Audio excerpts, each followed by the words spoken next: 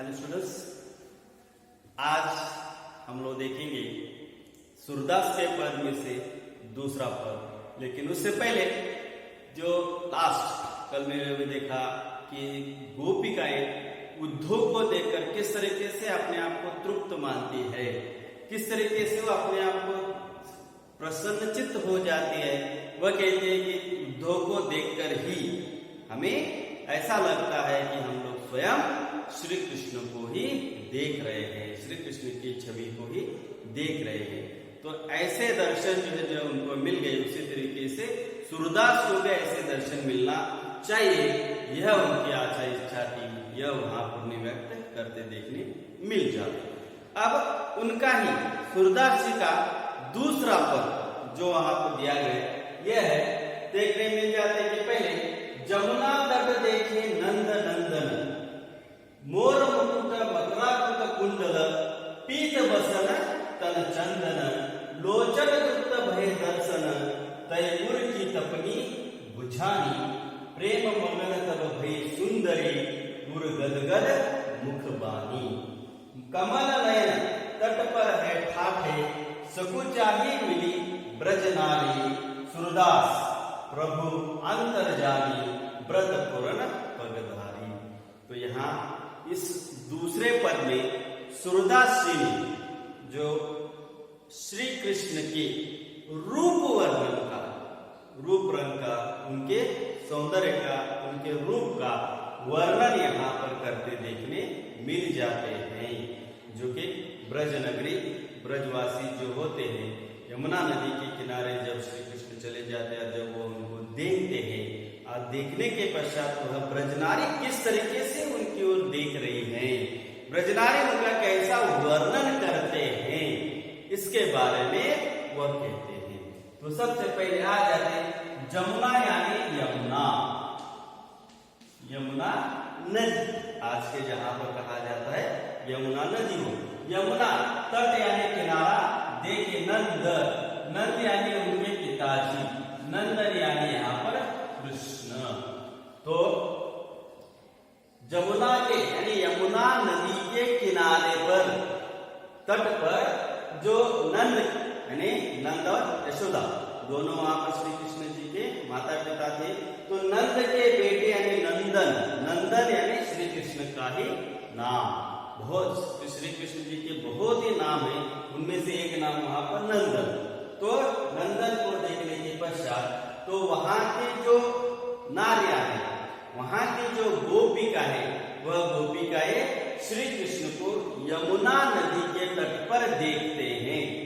जो नंद का लाल है, नंद का नंदन, नंद का वहां पर उनके पिताजी का नाम बताया गया। अब वह देखते ही तो वहां उनके रूप वर्णन में यहाँ पर सिर से लेकर पैर तक जिस तरीके से उन्हें अनेक कार्य आ जाते हैं। वह कहते हैं कि मोर मुकुट, तो उनमें मोर मुकुट वहां पर प्रदान कर दिया गया है।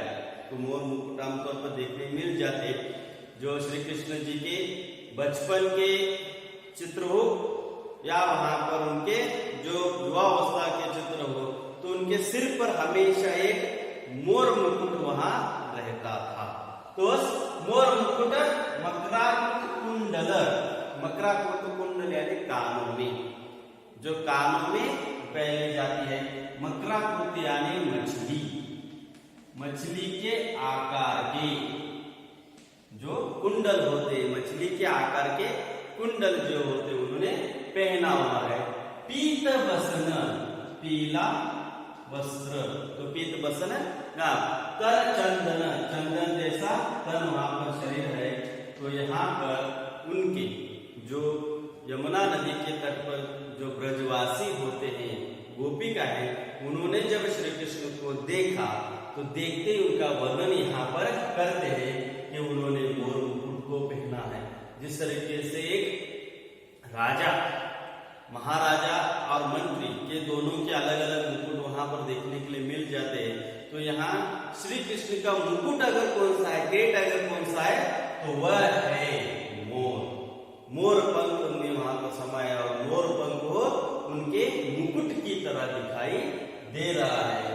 मकराकुट कुंडल, कानों में वहां पर मकराकुट कुंडल कुंडल वहां पर देखने के लिए मिल जाते हैं।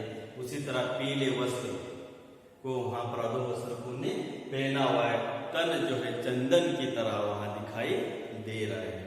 तो मोर के बारे में बताते हुए, मोर के पंख जो होते श्री कृष्ण जी को बहुत ही सुंदर लगते थे, अच्छे लगते थे और हमेशा ही वो उनके पास हुआ करते थे। अब दूसरे लोचन यानी आंखें, लोचन यानी आंखें, तृप्त तृप्त होना, भय दर्शन, दर्शन यानी दर्शन।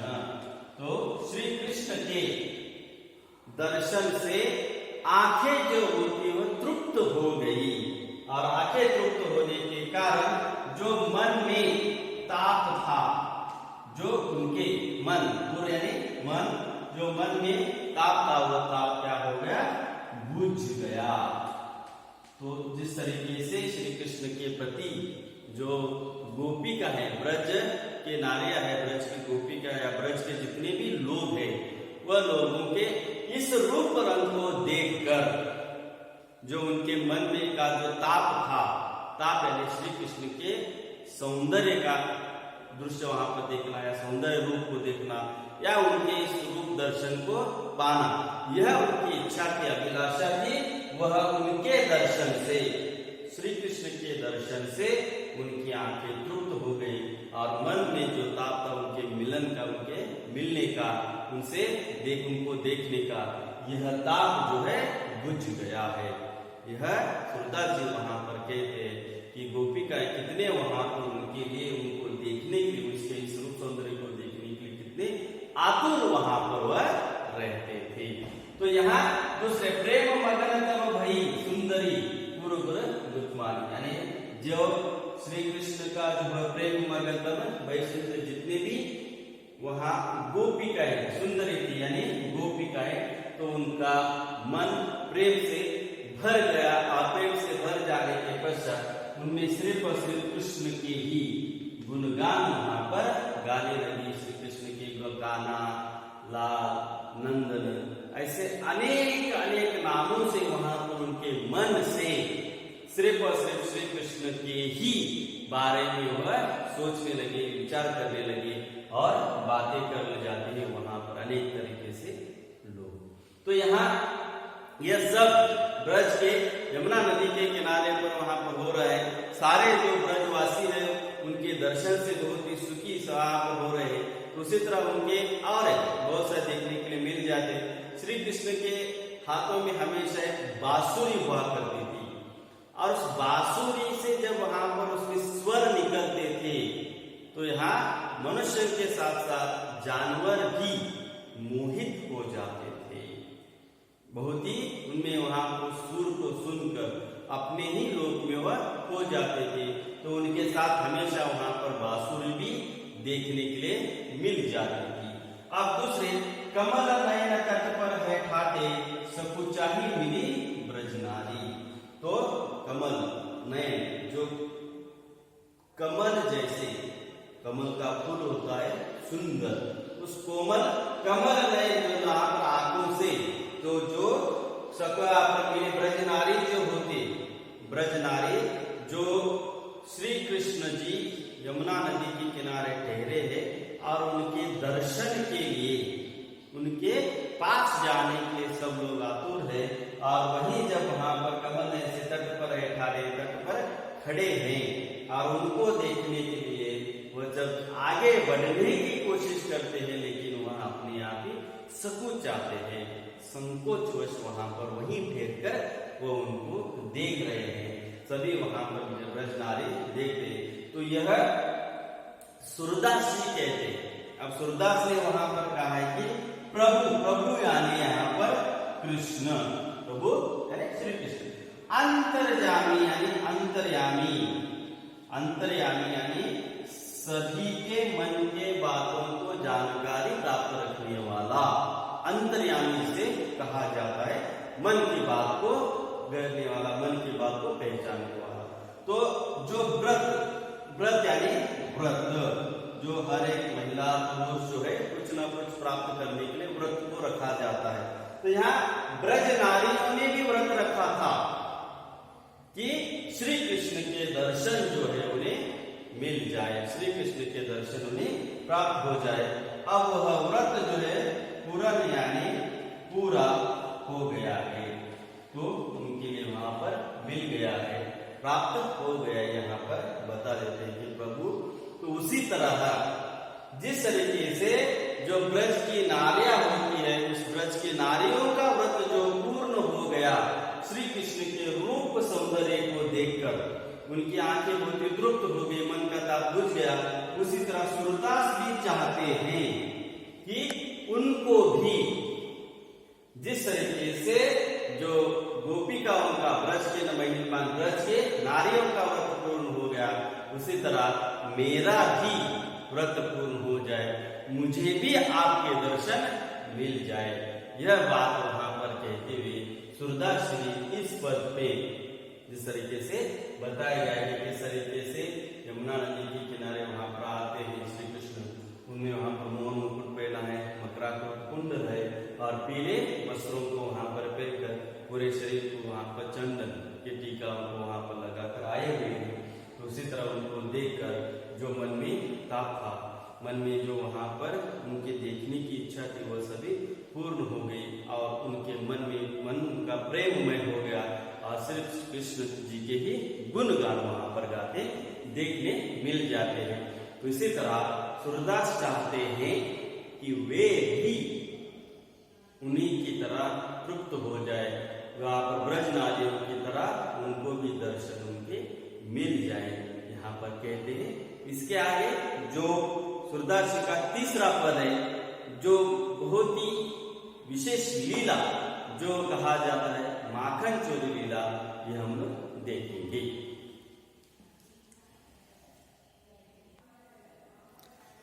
ठीक है, अब आते हैं सूरदास जी का तीसरा पद। तीसरे पद में वहां पर जो बचपन की जो बहुत ही सुंदर लीला जो है, जो श्री कृष्ण जी ने अपने जीवन में किया गया है, वह है माखन चोरी लीला। तो माखन चोरी लीला में किस तरीके से वो माखन को चुराते थे, माखन को खाते थे, तो इस तरीके से वहां पर उनका वर्णन थोड़े बहुत ही संक्षिप्त, बहुत ही सुंदर तरीके से सूरदास जी ने दिया गया है। वह देखते हैं कि चोरी करत काना धरी पाए, निसी बासर मोही बहुत सतयो, अब हरि अरि हाथ ही आए, माखन दधी मेरो सब खायो, बहुत अचगरी किनी, अब तो घात करे हो लालन, तुम्हें भले में चिन्ही, दो भुज पकड़ी कहो कहे जो माखन ले मंगाई, तेरी सौ महीने को न खायो, सखा गए सब खाई, मुख तन चिते भिहसी हरे दिनों, रिस तब बुझाई, लियो श्याम गोर लाई ग्वालिनी, सूरदास बनी जाए। तो यह आप लोगों के लिए जो है दोहा दिया गया है और इस दोहे में हम लोग देखते यानी पर सूरदास के पद में से अंतिम पद जो है यहाँ आ जाता है। अब यहाँ हम लोग देखते हैं कि चोरी करत कान्हा धरी पाई। अब चोरी आमतौर पर आज के जमाने में देखने के लिए मिल जाती है चोरी करना यानी मन को जो दूसरों के वस्तुओं को चोरी करना, तो वह से चोर वहां पर कहा जाता है। लेकिन यहाँ कान्हा जी को या श्री कृष्ण जी को चोर इसलिए कहा गया है, तो चोरी करना यानी जो वस्तु एक वस्तु वहां पर है, इस वस्तु को यह वस्तु मेरी है, वह वस्तु को बिना बताए मुझसे अगर ले ली गई इसीलिए तो उसे चोरी कहा जाता है। लेकिन यहाँ श्री कृष्ण जो है वह चोरी करते समय उनको हर एक को पता होता था, हर एक वहां पर उसे छुपे या छुप कर वहां पर देखा करते थे। तो इसलिए कि जब श्री कृष्ण गोकुल नगरी में थे, उस गोकुल नगरी में जब वहां पर वो बढ़ रहे थे, तो जो छोटे बच्चे वहां पर थे, तो नंद के उनके पिताजी नंद के लाखों गायें थे, उनमें ढेरों सारा वहां पर दूध दही और माखन वहां पर हुआ करता था। लेकिन जब उस श्री कृष्ण के रूप को देखकर जितने भी जो आसपास के गांवों के आसपास के उसके गांव के जो लोग थे, गोपिकाएं थे, उनके मन में हमेशा इच्छा रहा करती थी कि यह श्री कृष्ण जो वहां पर कान्हा जो हमेशा अपने घर का खाता है माखन, कभी कभी हमारे घर में भी आकर माखन खाया करे, यह जो उनकी इच्छा होती थी, उसी इच्छा को पूरा करने के लिए श्री कृष्ण जो है अकेले नहीं, अपने टोलियों के साथ, अपने सखाओं के साथ, तो उनके मित्र बहुत ही थे, तो उस मित्रों के साथ वहां पर उनके घर में जाकर माखन को लेकर आ जाते थे, सभी मिलकर खा जाते थे। अब जिसके जिसके घर पर जाते थे माखन खाने के लिए, तब उनमें वहां पर तो उनके घर का बच्चा भी उनके साथ शामिल हुआ करते थे। उनको पता था कि यह मेरे घर में ही चोरी करने के लिए जा रहे माखन खाने के लिए, तो यह चोरी नहीं, तो चोर यानी मन की बातों को वह पहचान कर उनके भी मन को संतोष वहां पर प्रसन्नता मिले, इसलिए वे माखन को खाने के लिए दूसरों के घर चले जाते थे। तो यहाँ पर चोरी करत कान्हा धरी पाए, यानी चोरी करते हुए माखन को, दधी को जब वहां पर चोरी करते हुआ उनको पकड़ा गया, तो वह पकड़ जाने के पश्चात वह दरी पाई पकड़ गई। आगे निसी बासर यानी दिन रात, जो गोपिका यहाँ पर वो कहती है, गोपिका कहती है कि तूने यहाँ पर एक दिन वहां पर मैं तुम्हें पकड़ूं, तो आज गोपिका ने श्री कृष्ण को चोरी करते उसको क्या किया गया है, पकड़ लिया गया। और पकड़ लेने के पश्चात अब गोपिका जो है श्री कृष्ण को यानी कान्हा को बता रहे हैं कि दिन रात जब वहां पर चोरी करते, तो गाय होने के कारण बहुत सारा दूध निकलता, दूध से वहां पर दही बना दी, दूध से माखन बनाया था, माखन को छोटे छोटे घड़ों, जो मिट्टी के घड़े होते उनमें यहाँ पर रखा जाता था, और उस मिट्टी के घड़े से चुराकर श्री कृष्ण और उनके सखा लोग खाने करते थे। और यह सब क्रिया दिन में भी करते थे और रात में भी वहां पर उनको जाकर घर में से लेकर दही खाना, माखन को चुराना वहां पर कार्य करते थे।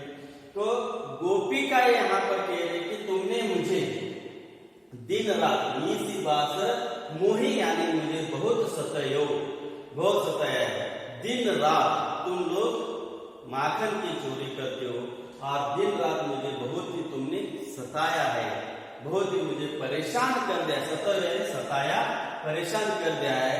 अब हरि यानी कृष्ण का एक और नाम, तो हरि यानी शत्रु, तुम मेरे शत्रु हो क्योंकि तुमने मेरा माखन चुराया है, तुम शत्रु हो, हाथ ही आए, जो दुश्मन जो चोरी करते हुए मुझे वहां पर बहुत ही दिन हो गए तुमने मुझे सताया है और आज तुम मेरे हाथ में आ गए हो।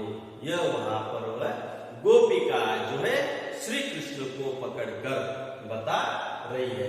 अब माखन दही मेरो सब खायो, घर में जो जितना वहां पर माखन था, दही था, तो वह सब तुमने वहां पर खाया है और बहुत ही अच्छगिरी यानी शैतान, वहां पर जो छोटे बच्चे वहां पर शरारत करते हैं, जिस तरीके से छोटे बच्चों के लिए वहां पर कुछ भी खाने के लिए दिया जाए या कुछ भी होता है तो वह हाथ में लेकर वहां पर भागते वहां पर दिखाई देते हैं, इधर उधर कहीं वहां पर छुप जाते हैं।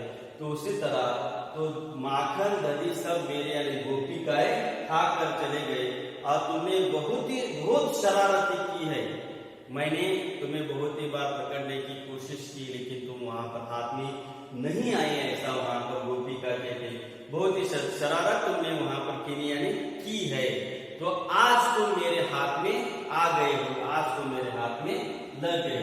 अब तो घात परे हो लालन, यानी आज तुम्हें मैंने वहां पर पकड़ लिया है, आज मैंने वहां पर तुम्हें पकड़ लिया है और तुम्हें भले मैं कि नहीं चुनूं, यानी यहाँ पर मैं तुम्हें किसी भी हालत में चाहे वहां पर कुछ भी हो जाए चिन्ह आने न छोड़ना, मैं तुम्हें नहीं छोड़ूंगी। यह जो है गोपिकाएं श्री कृष्ण के पकड़कर या श्री कृष्ण जी को कान्हा को पकड़कर कह रही है, बता रही है। अब किस तरीके से वह श्री कृष्ण जी को उन्होंने पकड़ा है या कान्हा को पकड़ा है हम बताते हैं। दो यानी दो, हमारे दो भुजाएं होते, तो भुज हाथ पकड़कर कहो कहाँ जो हो कहा जे हो माखन नेहु मंगाई। अब कान्हा को दोनों हाथों को पकड़, गोपिकाएं जो है उसे दोनों हाथों को उसने पकड़ा और पकड़कर वहां कह रहे कि बताओ कि कहाँ जाओ, यानी कहाँ कहाँ पर, सिर्फ मेरे घर में या और अन्य किसी गोपिका के घर में वहां पर तुमने माखन को चुराया है, या और किस किस के घर में वहां पर तुमने माखन को चुराया है, तो यह सब वहां पर मुझे बताओ कि तुमने कहाँ कहाँ और माखन को चुरा कर खाया है। तब तुमने सारे उस माखन को तुमने ही खाया है। यह सब वहां पर कान्हा को पकड़कर जब गोपिका जो है उसे जब कहने लगते, बताने लगते, तब तक कान्हा कृष्ण जो है चुपचाप वहां पर खड़े हैं, कुछ बात वहां पर नहीं करते। छोटे से 3-4 साल की उम्र की या 5 साल की उम्र की जो यह शरारती देखने के लिए मिल जाते थे, उन्होंने माखन चोरी लीला जो है की गई थी। तो वहां उनके पूछने के पश्चात गोपिका जब उसे पकड़ती है, जब ये पूछते कि तुमने ही मेरा सब माखन जो मैंने बनाया था वह सब माखन तुमने ही खाया है, यह जब वहां पर गोपिका है कान्हा को जब कहती है, तब कान्हा कहते हैं कि तेरी सौ यानी सौगंध कसम, सौगंध कसम, तेरी सौ मैंने क्यों न खाए, यानी यहाँ पर मैंने नहीं खाया है। अब पकड़ा तो कान्हा को, ये कान्हा को वहां पर देखने के लिए मिल जाता है कि वही वहां पर माखन को खाया था।